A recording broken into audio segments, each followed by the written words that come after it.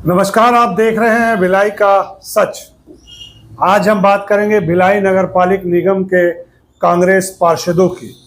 कुछ कांग्रेस समर्पित पार्षद हैं और कुछ कांग्रेस के पार्षद हैं जो अपनी पार्टी से इस्तीफा देकर निर्दलीय के रूप में नगर पालिक निगम भिलाई में पार्षद बने रहना चाहते हैं। ये चार पार्षद हरिओम तिवारी, रानू साहू, मीना बंजारे, रविशंकर कुर्रे। इसमें हरिओम तिवारी पूर्व में बीजेपी के पार्षद थे। उसके बाद इन्होंने निर्दलीय चुनाव लड़ा। निर्दलीय चुनाव लड़ने के बाद इन्हें कांग्रेस में प्रवेश दिया गया। आज कांग्रेस की सरकार सत्ता से चली गई, लेकिन नगर निगम भिलाई में कांग्रेस का महापौर है। इन चारों का कहना है कि यहाँ कांग्रेस का महापौर होने के बावजूद भी हमारे क्षेत्र का विकास कार्य नहीं हो रहा है और सारा विकास का पैसा भिलाई विधानसभा में लगाया जा रहा है। वैशाली नगर के विकास को लगभग शून्य कहा इन पार्षदों ने। इनके इस्तीफे देने का कारण है इनके वार्ड की जनता इनसे नाराज है और बार बार इन पर दबाव डालती है विकास कार्य करवाने का। इन चारों पार्षदों ने अपना जो इस्तीफा है मुकेश चंद्राकर जिला अध्यक्ष को सौंपा है और उसकी प्रति प्रदेश अध्यक्ष दीपक बैस को भेज दी है, लेकिन अभी तक मुकेश चंद्राकर ने इनका इस्तीफा स्वीकार नहीं किया है। उसके बावजूद भी ये मान रहे हैं कि हमने कांग्रेस पार्टी छोड़ दी है। सिर्फ विकास नहीं होना इनका मुद्दा है। इन्हें पार्टी से मतलब नहीं है क्योंकि जनता ने इन्हें चुनकर नगर निगम में बैठाया है और ये जनता का काम नहीं कर पा रहे हैं, इसलिए इन्होंने पार्टी पद से इस्तीफा देने का निर्णय लिया है। आइए हम सारे पार्षदों से जो बातचीत हुई है, उन्होंने क्यों इस्तीफा दिया, क्या कारण थे, सब आपको दिखाते हैं। भिलाई नगर निगम में कांग्रेस दल को एक बहुत बड़ा झटका लग रहा है क्योंकि कांग्रेस के कुछ सम्मानित पार्षद जो कि अपने क्षेत्र में जिनका वर्चस्व है, ऐसे पार्षद जो कांग्रेस से अपना इस्तीफा कांग्रेस को सौंप रहे हैं और इन्होंने अपना इस्तीफा अपने जिला अध्यक्ष को भेज दिया है और शायद जिला अध्यक्ष को कार्रवाई हेतु प्रदेश स्तर में चले गया है। तो आपके सामने ये हरिओम तिवारी जी हैं, इनसे पूछना चाहूँगा ऐसा क्या कारण हुआ कि अचानक आप और आपके साथ कुछ पार्षद लोग कांग्रेस पद से इस्तीफा दे रहे हैं। भाई साहब देखिए, वार्ड क्रमांक 3 से मैं निर्दलीय पार्षद के रूप में वैशाली नगर क्षेत्र के वार्ड 3 से निर्वाचित हुआ हूं। निर्वाचित होने के बाद मैंने निर्दलीय पार्षद रहते हुए शहर सरकार का समर्थन किया, सिर्फ इस उद्देश्य से कि मेरे को अपने क्षेत्र की जनता का जो उन्होंने मेरे से उम्मीद की है कि हम अपने प्रतिनिधि को जिता रहे हैं तो वो हमारे क्षेत्र में विकास लाएगा। तो मैंने शहर सरकार का और छत्तीसगढ़ शासन का समर्थन जन भावनाओं को ध्यान में रखते हुए पूरे 2.5 साल तक निभाते आया। फिर विधानसभा चुनाव आया। विधानसभा चुनाव में भी मैं निर्दलीय रहते हुए पार्टी का समर्थन खुलेआम और स्वतंत्र रूप से कर रहा था। फिर यहाँ के जो जिम्मेदार प्रतिनिधि हैं, जैसे कि जिला अध्यक्ष जी हो गए, महापौर जी हो गए, जो यहाँ के कांग्रेस के मुखिया हैं, इन्होंने मुझे कहा कि आप पार्टी में शामिल हो जाइए। तो मैंने कहा कि मैं निर्दलीय रहते हुए भी मैं आपका समर्थन कर रहा हूं, जबकि 2.5 साल तक मुझे अभी तक जो विकास का वादा किया गया है मेरे वार्ड के लिए, वो विकास भी अभी तक नहीं पहुंचा है, फिर भी मैं आपका साथ निभा रहा हूं। फिर इनका कहना था कि नहीं, आप विधानसभा में हमारा खुल के साथ दीजिए और पार्टी में प्रवेश कीजिए, आपके वार्ड को बेहतर विकास दिया जाएगा और वैशाली नगर के क्षेत्र के पार्षदों को भी वैसा ही प्रतिनिधित्व दिया जाएगा जैसा कि आज तक टाउनशिप के पार्षदों को, हमारे कांग्रेस पार्षदों को दिया गया है। इस आश्वासन के साथ उन्होंने मुझे कांग्रेस में प्रवेश कराया। मैं भी अपने वार्ड हित को देखते हुए बहुत ही उत्साह के साथ अपने वार्ड के विकास का सपना देखते हुए मैंने पार्टी ज्वाइन किया।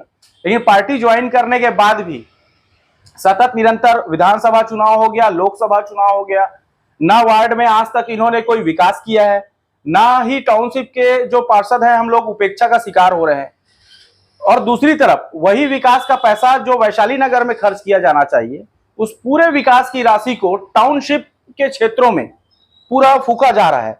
हम एक तरफ नाली और रोड जैसी मूलभूत समस्याओं के लिए लड़ रहे हैं, जूझ रहे हैं, और वहां टाउनशिप के क्षेत्र में बिना एनओसी के, जबकि बीएसपी क्षेत्र में किसी भी काम करने को लेकर स्थायी एनओसी की आवश्यकता होती है। स्थायी एनओसी ना मिलने के बाद भी करोड़ों रुपए के पेवर ब्लॉक, करोड़ों रुपए के डोम शेड, करोड़ों रुपए के बैडमिंटन कोर्ट सिर्फ सौंदर्यीकरण और विलासिता की चीजों में फूका जा रहा है, जबकि हम यहाँ आवश्यकता और उपयोगिता की नहीं, चीजों के इसमें लिए एक तरस चीज रहे हैं। आपसे पूछना चाहूंगा, आप जैसे कांग्रेस में प्रवेश किए जी क्योंकि आपके ही महापौर हैं, जी कांग्रेस के ही महापौर हैं, जी है ना, जी और हो सकता है कि आप लोगों के यहाँ से कोई एमआईसी मेंबर भी इस क्षेत्र के बने होंगे। जी तो जब महापौर आपका है, कांग्रेस का ही महापौर है, जी। तो आपकी अपेक्षा क्यों हो रही है, उपेक्षा क्यों हो रही है?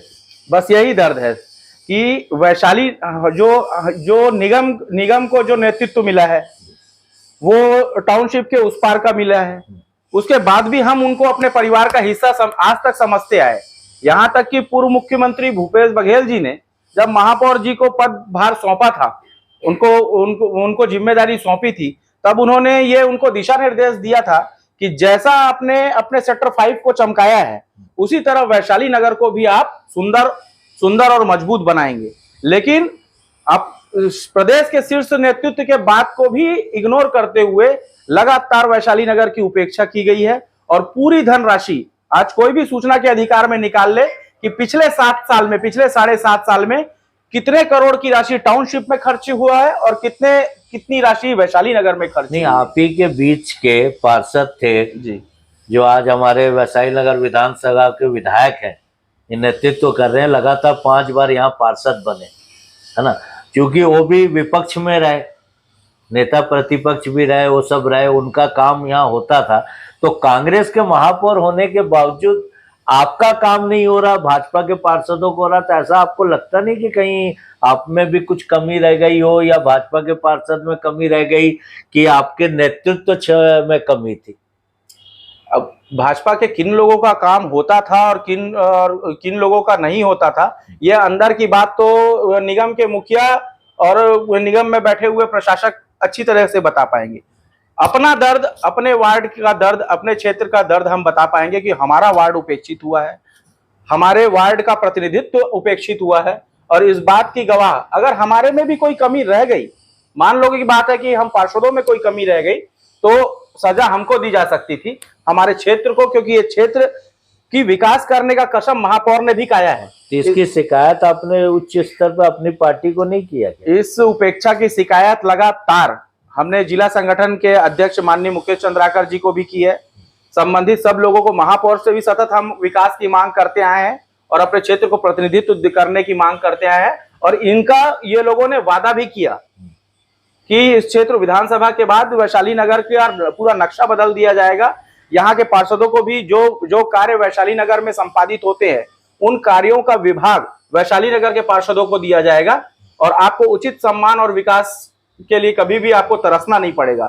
अभी आप हरिओम तिवारी जी को सुन रहे थे, अभी ये हमारे कांग्रेस के पार्षद हैं रविशंकर कुर्रे जी, वार्ड कुमार 6 से, और पहले भी ये मतलब मुखग्र पार्षद हैं जो अपनी सच्चाई के लिए महापौर से भी दिनचर्चा बात करने में कहीं पीछे नहीं हटते हैं। लेकिन अचानक आपको ऐसा क्या लगा कि आप कांग्रेस के पद से इस्तीफा देना चाह रहे हैं, या दे दिए हैं आपने? हमें कांग्रेस पार्टी से चुनाव लड़े हुए 3 साल हो गया है, पार्षद बने हैं, और हम पार्षद बनने से पहले लोगों से, अपने वार्ड वासियों से हाथ जोड़ करके, पैर पड़ करके उनसे वोट की मांग की। उन्होंने कहा बेटा आपको बिल्कुल आशीर्वाद देंगे, मगर ये जो नाली देख रहे हो, रोड देख रहे हो, इसे आपको बनाना पड़ेगा। हमने कहा बिल्कुल, आते ही बिल्कुल हम बनाएंगे, मगर हमारे पार्टी का ही हमारे राज्य में भी 2 साल शासन रहा, और अभी भी शहर सरकार में हमारा कांग्रेस का ही शासन है, फिर भी मेरे वार्ड को उपेक्षा की नज़रों से देखा गया, किसी प्रकार का विकास नहीं हुआ है अभी तक। मैं बार बार महापौर से कहता रह गया, बोले हो जाएगा हो जाएगा हो जाएगा, और आज तक वही हाल में मेरा वार्ड पड़ा हुआ है। ये आपको ऐसा नहीं लगता, यहाँ पे तो भाजपा के भी पार्षद हैं, आप लोग कांग्रेस के भी पार्षद हैं, निर्दलीय पार्षद भी हैं, तो कहीं ऐसा नहीं लगता कि आप पार्षदों के बीच में भी भेदभाव किया जा रहा है? क्या इसका नतीजा ये तो नहीं कि महापौर द्वारा आप लोगों को पूर्ण सहयोग ना मिल रहा हो? क्योंकि विकास कार्य तो हो रहे हैं वैशाली नगर में, सिर्फ आपके वार्ड में नहीं हो रहे, तो क्या आपकी उपेक्षा तो नहीं की जा रही है? बिल्कुल की जा रही है, मेरे वार्ड की बहुत ही उपेक्षा की जा रही है। मैंने कई बार वीडियो भी दिखाया, देखिए ये वीडियो है, यहाँ से आदमी कैसे गुजर रहे हैं, गाड़ियाँ कैसी गुजर रही है, पब्लिक कैसे एकदम चिपक के चल रहे हैं बगल बगल से, पूरी रोड खाली है क्योंकि वो रोड पानी से भरा हुआ है, तो उसमें कैसे चला जाए। वो बोलते हैं नहीं ठीक है ना, हो जाएगा, कोई दिक्कत नहीं, अभी हमारा शासन है, हम बिल्कुल करवा देंगे, आप फिक्र मत कीजिए, इस MIC में आपकी बात रखता हूँ, उस MIC में रखता हूँ, और हमारी बात किसी MIC में रखा नहीं गया।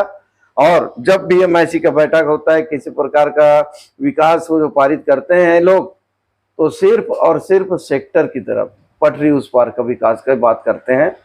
वहाँ जो डोम सेट की जरूरत यहाँ पे है, वहाँ बगैर NOC की वो लोग डोम सेट बना रहे हैं, पेवर ब्लॉक लगा रहे हैं, जबकि BSP हर वर्ष 6 महीने में, हर वर्ष 2 बार 6-6 महीने में वो रोड को बनाती है, तो उसके बगल में चेकर टाइज पेवर ब्लॉक लगाने से क्या मतलब? जिसको किसी कार्य से वो उखाड़ा भी जाता है, फिर वहां लगाया जाता है। जबकि यहाँ वैशाली नगर विधानसभा में कई सड़कें ऐसी हैं जहां पर बच्चे स्कूल जाते जाते गिर जाते हैं, फिर वापस घर जाते हैं ड्रेस बदलने के लिए, तो स्कूल का टाइम उनका निकल जाता है। नहीं, महापौर जी कंटिन्यू सेक्टर साइड में बहुत ज़्यादा विकास दिखा रहे हैं, अपने सेक्टर 5 को सुंदर बना रहे हैं, और भी जैसे आप बोल रहे हैं ब्लॉक लगा रहे हैं। कहीं ऐसा तो नहीं उनको ये लगता हो कि रेल पटरी के इस पार का क्षेत्र बीजेपी में है? तो ऐसा शंका तो नहीं होता कि आप लोग बीजेपी से संबंधित कार्य करते होंगे, या आपके क्षेत्र में हम विकास करेंगे तो उसका फायदा बीजेपी को मिल जाएगा? ऐसा कुछ महापौर के मन में शंका तो नहीं पैदा है? अगर ऐसे सोच हम लोग रखते या वो रखते बात अलग है, और हम लोग अगर रखते ऐसा कुछ सोच, तो शहर सरकार कांग्रेस की नहीं बनती। महापौर बदलने का बात पूछा। अब जैसे ये 4-4 पार्षद आप लोग इस्तीफा दे रहे हैं, जिसमें निर्दलीय भी हैं, कांग्रेस के भी हैं, और आप लोगों को देख के और भी पार्षद तो इससे परेशान होंगे, स्वाभाविक है। जब आप लोग ये बता रहे हैं कि समस्या है, तो और भी पार्षदों को समस्या होगी। तो कहीं ऐसा तो नहीं कि आप लोग के इस निर्णय से महापौर पद की कुर्सी डगमगा जाए? बिल्कुल हो सकता है, क्योंकि जो हमारे ऊपर गुजर रही है वो बहुत भाई लोगों के ऊपर गुजर रहा है। बहुत सारे पार्षद अभी परेशान हैं, तो हो सकता है कि बहुत बड़ा उलटफेर होने का ये अंदेशा है।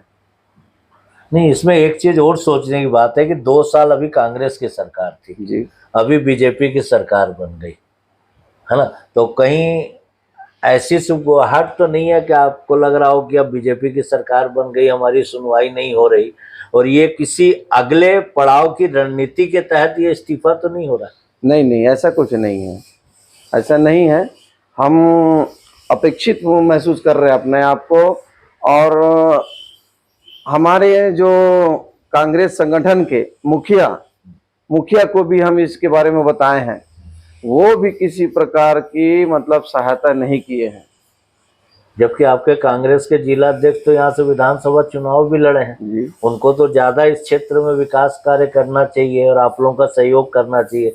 तो क्या आपका जिला अध्यक्ष महोदय मुकेश जी से आपको सपोर्ट समर्थन मिल रहा है कि नहीं? अब आपके सामने रानू साहू जी के पति उपस्थित हैं, इनकी पत्नी द्वारा भी कांग्रेस पद से इस्तीफा दे दिया गया है।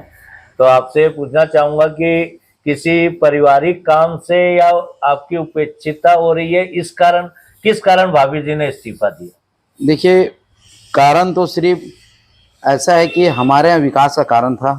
महापौर जी ने बोले थे कि आपके यहाँ विकास भी होगा और हमसे जितना बनेगा उतना विकास करवाएंगे। हमने अपने वार्डों में विकास के लिए मांग रखा, जैसे रोड हो गया, नाली होगा, सुलभ शौचालय। अभी सुलभ शौचालय को 1.5 साल हो गया तोड़वाए हुए, MIC से पारित हुई थी, लेकिन अभी तक के सुलभ शौचालय बना नहीं है।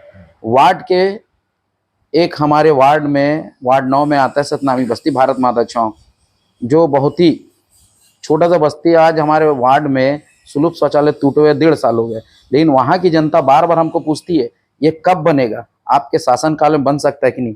तो हम कहते हैं कि हमने लेटर लगाया है, महापौर जी ने हमको आदेश किया था कि हम बना के देंगे।